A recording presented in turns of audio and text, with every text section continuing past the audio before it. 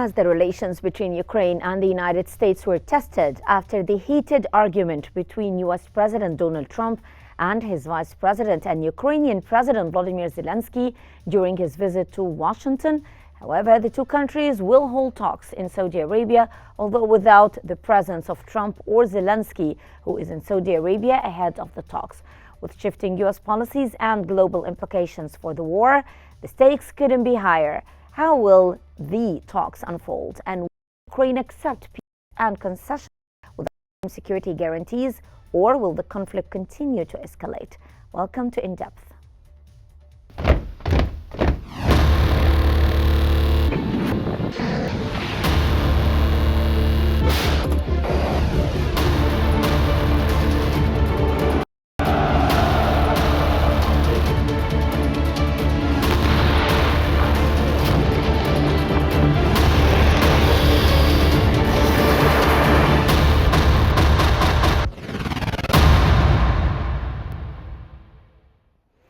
In an effort to repair his strained relation with the United States and secure a favorable deal to end the conflict, Ukrainian President Volodymyr Zelensky met with Crown Prince Mohammed bin Salman in Saudi Arabia.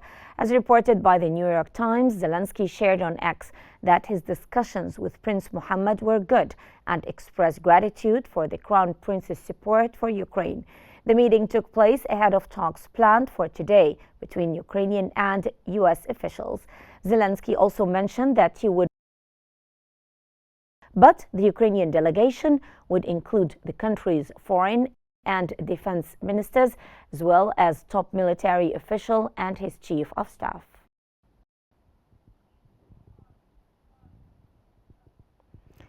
The Washington Post has reported that U.S. Secretary of State Marco Rubio stated that the Trump administration may resume U.S. military and intelligence support for Ukraine if it demonstrates a commitment to a peace process and willingness to engage in talks. Rubio will meet with Ukrainian officials in Saudi Arabia to discuss resuming U.S. military and intelligence support for Ukraine. The meeting follows strained relations after a prior fallout between Donald Trump and Ukrainian President Zelensky, with concerns over U.S. support for Kiev. Ukrainian officials, led by Yermak, are optimistic about the talks, hoping to bring peace and continue U.S. support. The newspaper added has ruled out Ukraine joining NATO. The discussions will focus on Ukraine's commitment to making difficult concessions in the conflict. Rubio indicated that aid could resume if Ukraine to compromise with the mineral deal under negotiation to ensure U.S. involvement in Ukraine's security. Ukrainian President Volodymyr Zelensky arrived in Saudi Arabia for a state visit where he met with Crown Prince Mohammed bin Salman ahead of talks between U.S. and Ukrainian officials.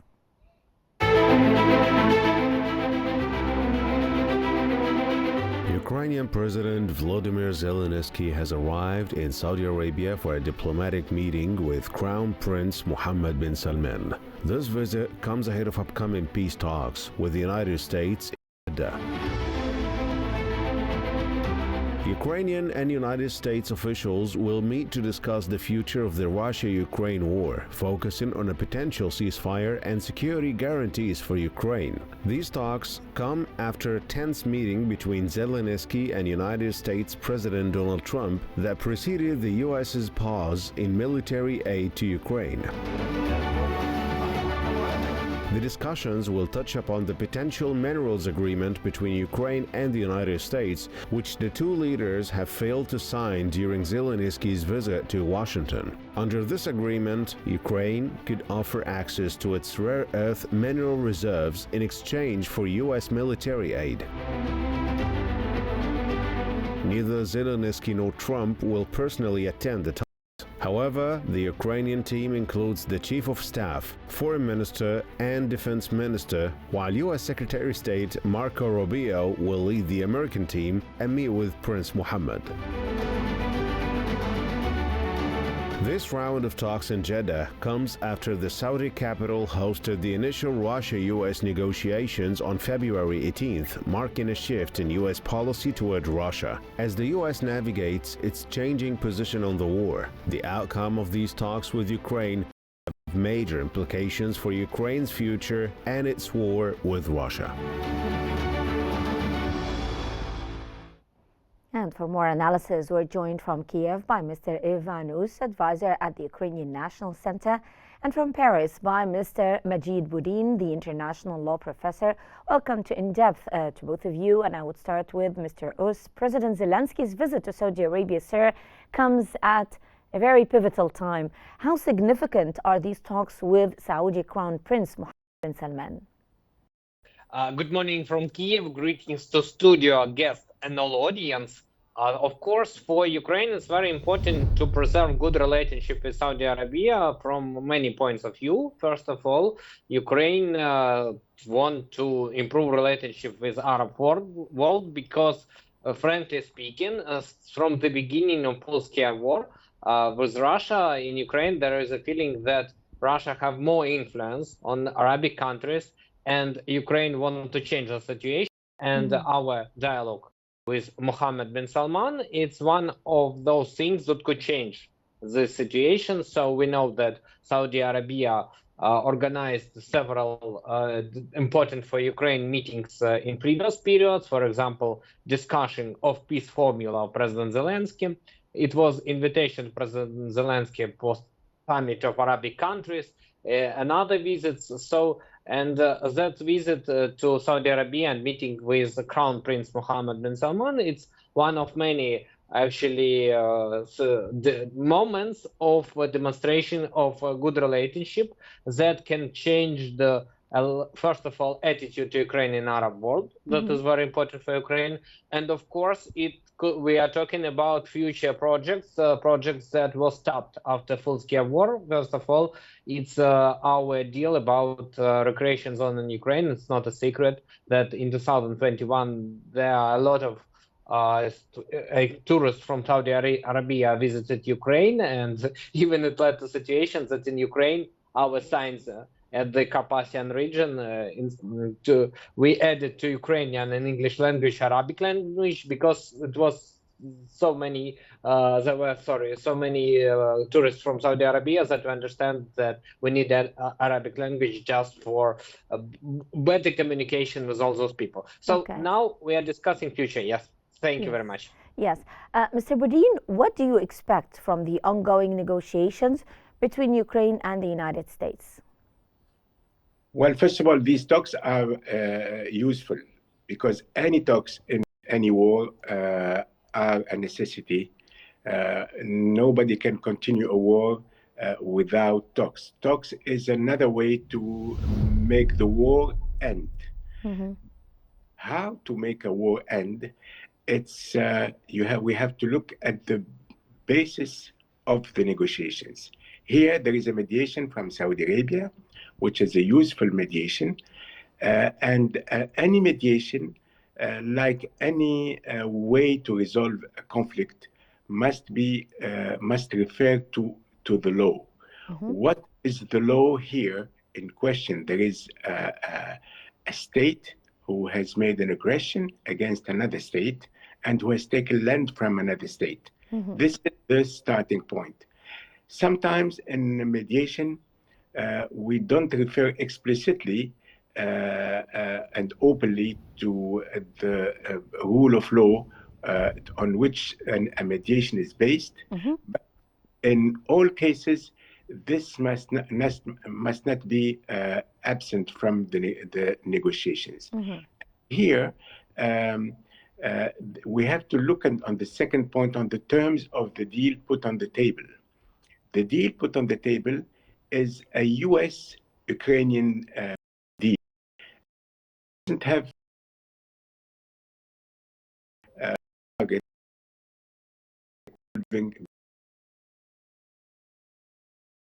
what is the Ukrainian deal?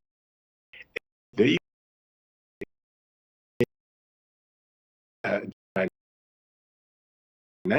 now supporting the war, continuing to support the war partially at least.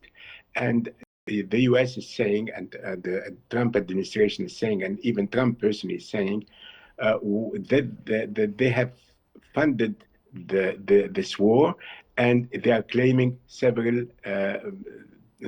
dozens of $billions, and they want to obtain a counter something against it, which is the access to the rare minerals. Yes.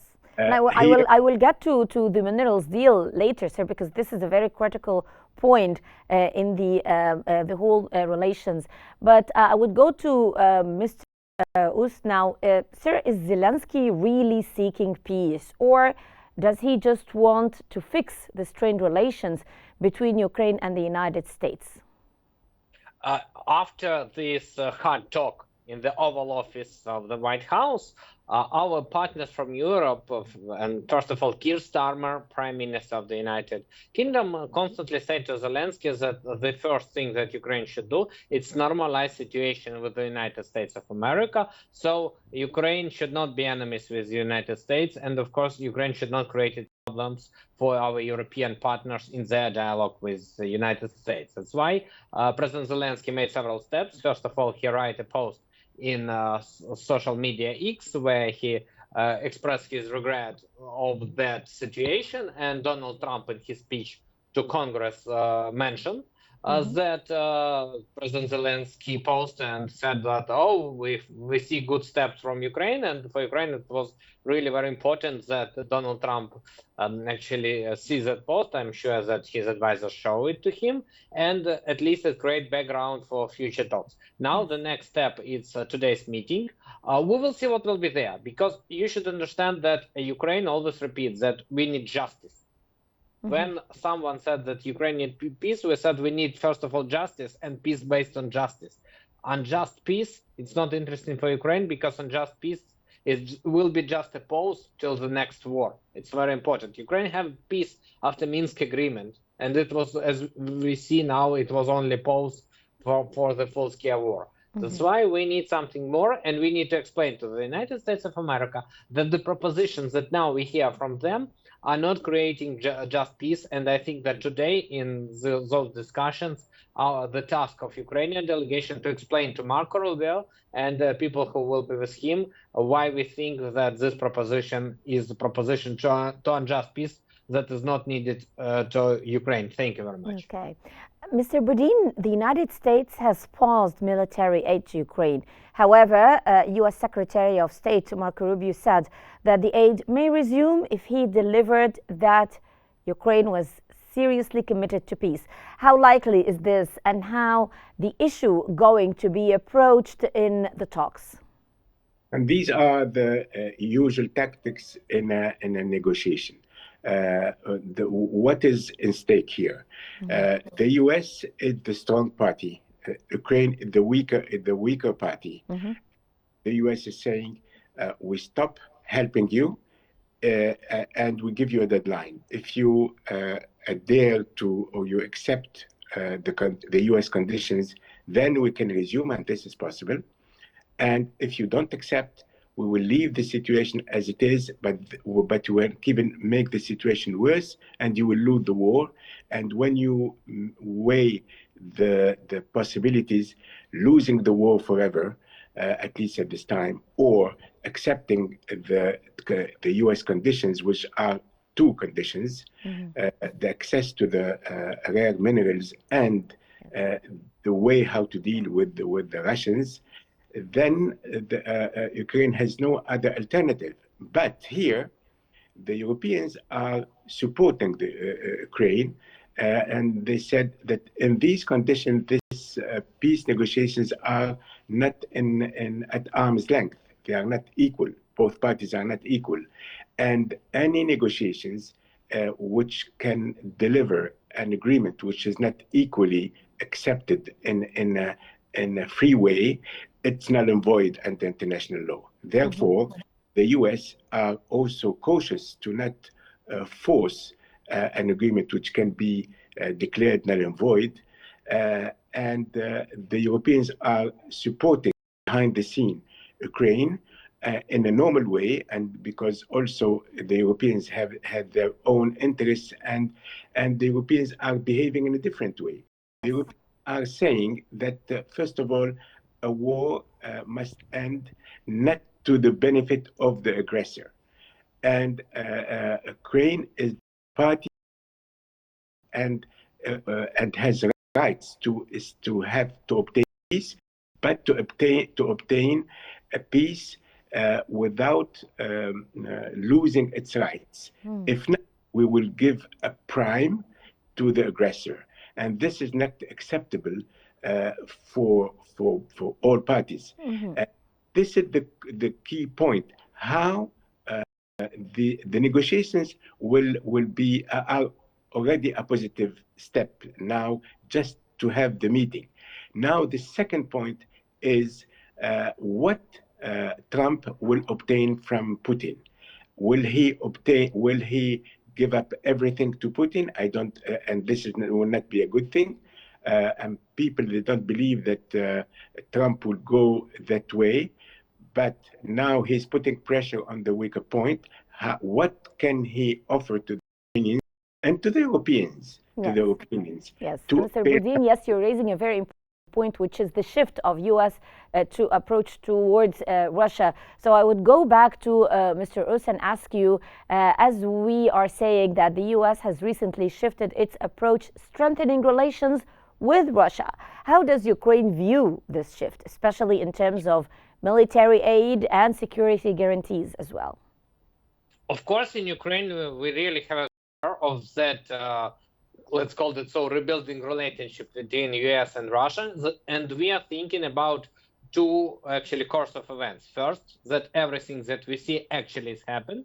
I mean that really Trump administration ready to build a good relationship with Russia, and they are ready to sacrifice by Ukraine. And in that connection, from that point of view, of course, the talks with US about peace agreement that will be capitulation of Ukraine is not interesting to us. Second moment, and we try to understand whether this version really take place, it's the fact that the Trump administration playing in some very, very interesting game, which means that they showing to everyone, to whole world, that they rebuilt relationship with Russia, and in the same moment, they give information to the media, not only the media, that the Russia and US discussing the options how not to give to China a chance to be in the Arctic region. Why that's important? Because if we analyze 3 years of full-scale war, now we are on the 4th year of this full-scale war. The question why sanctions didn't seriously destroy the Russian economy gives simple response. As China and some other support Russia and have relationship with them. And the talks between US and Russia really create a question to China, whether Russia is their friend or no. And in that situation, China think how to actually review their relationship with Russia, and quite possible they will think that Russia is not such a big friend. Actually, Trump now repeating the step that his predecessor Nixon and Secretary of State Kissinger made in time when he was Nixon in power, when they create a problem between Soviet Union and China. The only difference that now in the role of Soviet Union, China, and in the role of that China, Russia. And in case of that conflict of Russia and China, if it really take place, I think that it can open the big window for end of the war of Russia versus Ukraine, just because Russia will think how to be ready for conflict with China that could be really dangerous for them. Now, it seems something like impossible, but who knows, actually. We see so many impossible things during our history that everything could be. So we will see, but if we are returning to the first version, for Ukraine, of course, it's very bad that United States of America repeat Russian rhetoric in the war of Russia against Ukraine. And as I said, it's not only Ukraine, but partners in Europe, and not only in Europe. Thank you. Mr. Boudin, you raised a very important issue, which is the minerals. So what is Ukraine's stance on the minerals agreement being discussed with the United States at this point? And what does Ukraine hope to gain in exchange for access to its rare earth mineral reserves? There is a different approaches to this minerals, rare minerals deals. The timing. The timing is appropriate timing. The Biden administration did not think that it was the appropriate time. The European did not think that. The Trump administration is thinking that this is appropriate time because they don't want to continue financing without having a guarantee to be reimbursed from their for the fundings. And here we can understand that a war has a cost, and nobody is doing this for free.